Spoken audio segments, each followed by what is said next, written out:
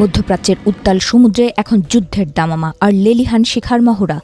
ভারত মহাসাগরের নীল জলরাশি আজ মার্কিন রণতরীর ধ্বংসাবশেষ আর বারুদের গন্ধে ভারী হয়ে উঠেছে। ইরানের ইসলামী বিপ্লবী গার্ড কর্পস বা IRGC তাদের অপারেশন টু প্রমিস 4 এর পঞ্চম পর্যায়ের আক্রমণ শুরু করে বিশ্ব রাজনীতিতে এক নতুন কম্পন সৃষ্টি করেছে।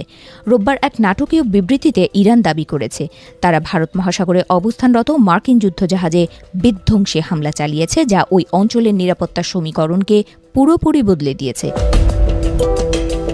এই রক্তক্ষয়ী সংঘাতের কেন্দ্রবিন্দুতে রয়েছে IRGCর সেই দুঃসাহসী অভিযান যা মূলত মার্কিন সামরিক শক্তির দর্প চূর্ণ করার লক্ষ্যেই পরিচালিত হয়েছে। কুয়েতের আবদুল্লাহ আল মুবারক অঞ্চলে অবস্থিত মার্কিন নৌঘাঁটিতে 4টি ব্যালিস্টিক ক্ষেপণাস্ত্র এবং 12টি ড্রোন দিয়ে চালানো এই হামলা ছিল অত্যন্ত সুনিপুণ। ইরানের দাবি অনুযায়ী তাদের নির্ভুল নিশানায় মার্কিন সামরিক ঘাঁটিটি কেঁপে ওঠে এবং ব্যাপক ক্ষয়ক্ষতির শিকার হয়।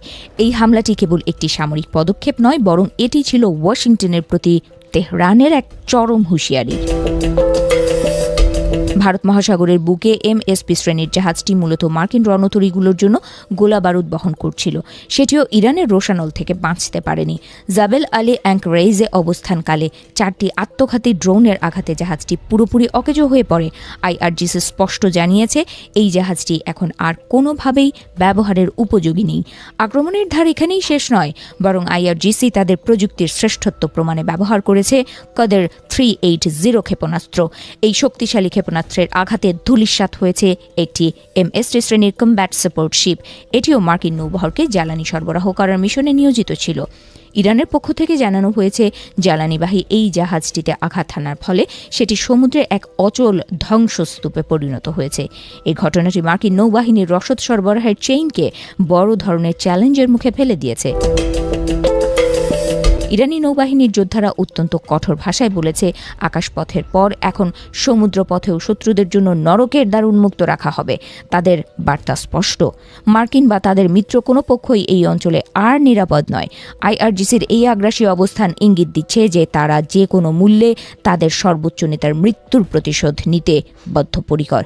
বিশেষ করে আয়াতুল্লাহ আলী খামেনির প্রয়াণের পর ইরান এখন আরও বেশি বেপরোয়া হয়ে উঠেছে। এদিকে ওয়াশিংটন থেকে ভেসে আসছে পাল্টা হুঙ্কার আর চরম উত্তেজনার খবর। মার্কিন প্রেসিডেন্ট ডোনাল্ড ট্রাম্প এই হামলার পর চুপ করে বসে থাকেননি। তিনি তার সামাজিক যোগাযোগ মাধ্যম ট্রুথ সোশ্যালে ইরানকে উদ্দেশ্য করে এক নজিরবিহীন হুঁশিয়ারি দিয়েছেন। ট্রাম্প সরাসরি বলেছেন যে ইরান যদি আর কোনো আঘাত হানার চেষ্টা করে তবে তাদের এমন শক্তির মুখোমুখি হতে হবে যা আগে কখনো পৃথিবী দেখেনি। ট্রাম্পের এই বার্তা সংঘাতের আগুনকে আরও উস্কে দিয়েছে। ট্রাম্পের এই কঠোর প্রতিক্রিয়া মূলত ইরানের সেই প্রতিজ্ঞার পাল্টা জবাব যেখানে তারা তাদের নেতার হত্যাকারীদের কঠোর শাস্তি দেওয়ার কথা বলেছিল।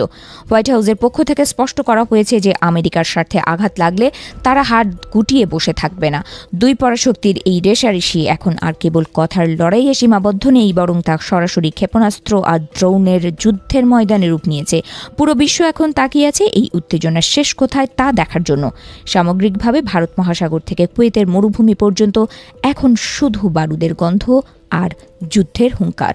ইরানের এই অপারেশন টু প্রমিস 4 মধ্যপ্রাচ্যের ভূ রাজনীতিকে এক চরম অনিশ্চয়তার দিকে ঠেলে দিয়েছে।